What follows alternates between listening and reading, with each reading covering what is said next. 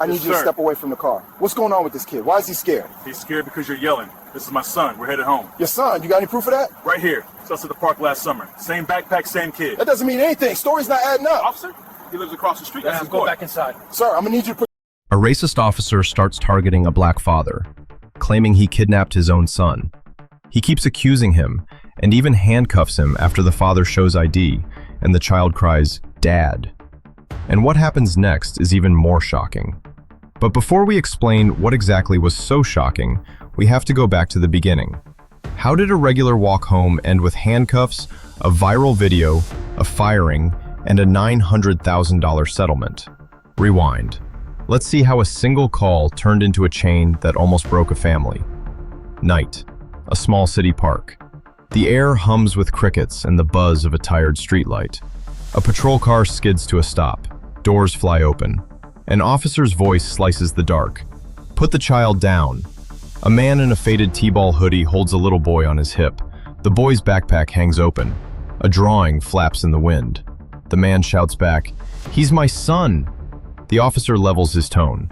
"On the ground. Now." A red body cam light blinks. A neighbor points a phone. The boy, 6 years old, squeezes the man's neck and cries, "Dad, I'm scared."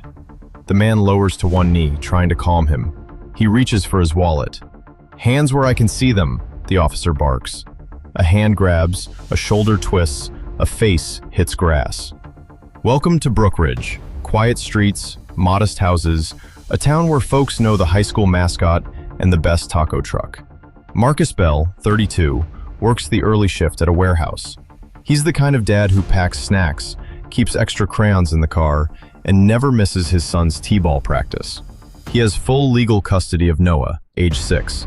Their routine is simple: practice, park, walk home. But the city is tense. News cycles are loud.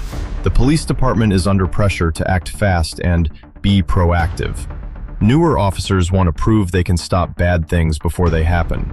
Dispatchers juggle calls where a wrong guess can cost a life or a career. Keep watching for an unexpected ending.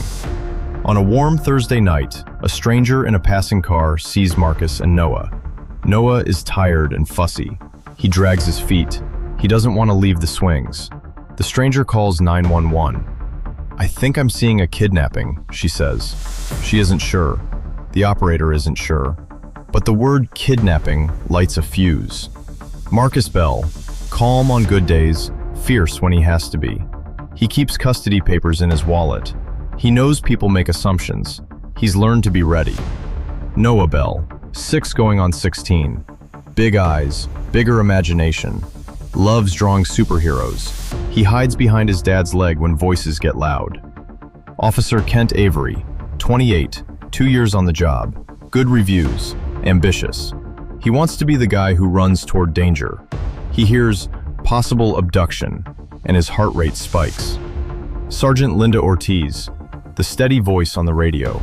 She's the one who says, "Verify first." She's seen mistakes end badly and knows how thin the line can be.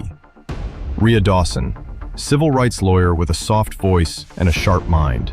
She knows how policy, paperwork, and power collide, and how to find the truth in between. Practice ends late. Noah is cranky. Marcus lets him swing 5 more minutes. Then they start the walk home. 3 blocks, past the park fence and the corner store. Marcus carries Noah's backpack and his own tired legs, but you won't believe what happened right after. A gray sedan slows near the park. The woman inside hesitates. She sees Noah pulling away and hears him say, "No, no." She does not hear Marcus say, "Buddy, bedtime." She calls 911. "Possible kidnapping," she says. She admits she isn't sure, but the word lands like a stamp. Dispatch pushes the call. Adult male, black, with child, near Maple Park. Possible abduction. The code signals urgency. Officer Avery punches the gas. In his head, a clock starts ticking. Avery arrives. Bright lights, command voice. "Put the child down." Marcus freezes. This has happened in smaller ways before. Questions, looks, the slow circle of doubt. He says, "He's my son. I have papers." He tries to keep his voice even so Noah won't panic. But that's not all. The moment breaks. Avery moves fast. He sees a hand dip toward a pocket, papers or weapon he doesn't know. He grabs Marcus's wrist.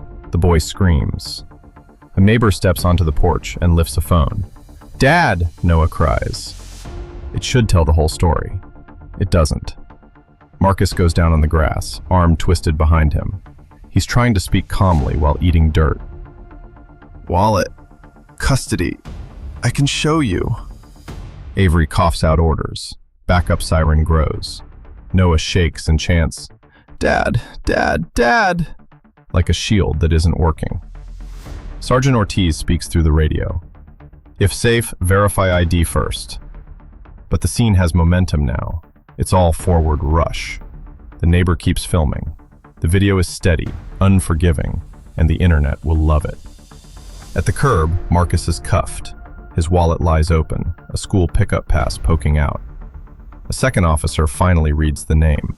He looks at Noah's backpack tag, and then at Noah's face. "Sir, is this your dad?"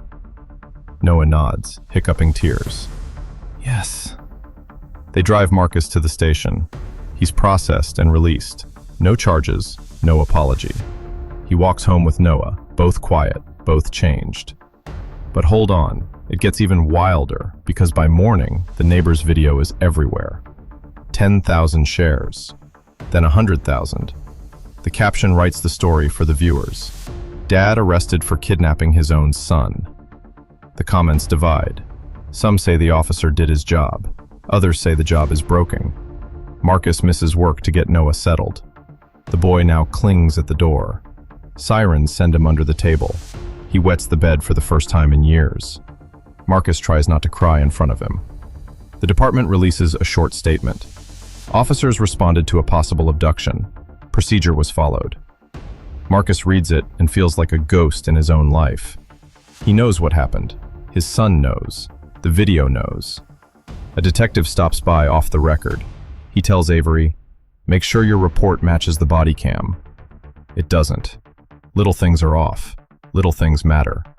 The report says non-compliant. The video shows a dad trying to speak. Marcus meets with Rhea Dawson, the lawyer. She listens. She watches the footage frame by frame. She hears the radio log. She pauses when Noah says, "Dad," 3 times in a row. "This is a case," she says. "We file. Unlawful detention, excessive force, emotional harm. A story of bias and the cost of speed." The union backs Avery. They call him a good officer in a hot moment.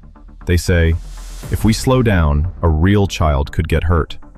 Rhea nods. "If we don't slow down, a real child just did." But this is where it gets interesting, because the body cam is a harsh witness. Its timeline shows the first command came before the first question. No, "What's your name?" No, "Can I see your ID?" Just lights, orders, and the weight of fear. The radio log is clear. Sergeant Ortiz's voice says, "Verify first if possible." Avery's own breath is loud on the recording. He is in fight mode. Verification is a step that feels like a risk. The 911 audio has the caller's uncertainty baked in. I'm not sure. It looked like the kid didn't want to go." There is no claim of a struggle, no weapon, no screams beyond normal kid noise. But the word kidnapping seems to erase the question marks. Marcus's wallet holds proof. The custody order with the court seal. A school app showing him listed as primary pickup. A photo of Noah from last week's field day. On the curb, the second officer looks at those things and hesitates. The tape shows it. So does the still frame that goes viral. The neighbor's video contradicts parts of Avery's report. The report says Marcus lunged. The video shows a flinch when the officer grabs his arm. That's important because small differences can have big consequences. In court, small differences become the whole case. Depositions are slow-motion truth. In a bland room with a fake plant, people speak under oath. Avery goes first. He's coached, but the tape anchors the questions. "Did you hear the child say, 'Dad'?" "Yes." "Did you verify ID before using force?" "No." "Why not?" "I believe the child was in danger." Rhea doesn't go for big drama. She goes for small logic. If the child was in immediate danger, why did you keep the father on the ground after the second officer confirmed their names? Avery swallows. We hadn't finished the check. She nods, jotting notes that she already knows by heart. The department's trainer takes a seat. He explains how officers are taught to handle child in danger calls. He admits they don't practice scenarios where the adult is a parent and the threat is perception, not action. We focus on swift intervention, he says. Do you focus on verification? Rhea asks. Not enough, he says, and the court reporter's keys tap that sentence like a gavel. But that's not all. A child therapist meets Noah in a quiet room with toys that don't beep. She testifies about his panic when he hears sirens, the new nightmares, the drawings where police have no faces. Trauma at 6 is sticky. It clings to small moments and cuffs, grass in the mouth, a big voice in the dark. The judge rules on motions. Some claims stay, some are trimmed. But the heart of the case beats on. Was the force necessary? Was the bias real? Did policy fail? The city's risk team runs the numbers. Juries can be kind. Juries can be angry. Videos make juries feel what paper can't. They whisper in hallways and return with an offer. It isn't an apology. It's a calculation. Internal Affairs completes its review. The findings are blunt. Failure to de-escalate when a child was present. Failure to verify identity before force, despite guidance to do so. Report inconsistencies with body cam and bystander video. Officer Kent Avery is fired for cause. The union calls it unfair. The chief calls it necessary. The city calls it accountability. But that's not all. There's more to the story. Marcus and the city agree to a settlement, $900,000. The number is large to some, small to others. To Marcus, it is proof that what happened was wrong. It is also money to pay for therapy, missed work, and a future that needs care. Policy changes land on paper and in briefing rooms. A verify first directive when a child is present, ask, ID, match names, slow down if there is no active threat. Mandatory training on bias and kid-present de-escalation. An automatic review when an officer's report conflicts with body cam footage. At a city council meeting, the mayor reads a statement. It stops short of blame and stretches toward healing. Marcus stands at the back with Noah. Cameras turn, but he keeps his eyes on his son. He did not want fame. He wanted safety. This story is not about one bad night. It's about how a guess can become a grip on a wrist. How a word kidnapping can unlock a door you can't close. How speed is a virtue until it isn't. Verification protects everyone. It protects a child from fear. It protects a parent from shame. It protects an officer from a mistake that ends a career. Slowing down is not the same as doing nothing. Slowing down is choosing the right thing, not just the fast thing. Phones don't make truth. They reveal it. They freeze it. They let millions be a jury of feelings sometimes too fast, sometimes just in time. And at the center, always, is a kid who needed to get home and sleep. Months pass. The city forgets and remembers in waves. But in a small art room on a Saturday morning, a boy with big eyes draws a superhero. It looks like his dad. There's a shield on the arm. The shield has a simple word on it: proof. Noah still jumps at sirens, but he doesn't hide anymore. Marcus meets him where he is. They count breaths. They pet the neighbor's old dog. They walk past the park and stand under the same streetlight. Want to swing? Marcus asks. Yes, Noah says, and he runs ahead. The settlement bought time, not peace. Peace comes from being seen. From a policy that says, verify first. From an officer who chooses a question before a command. From a city that learns faster than it forgets. One night, a cruiser rolls by. The officer slows. He sees a dad push a boy on a swing.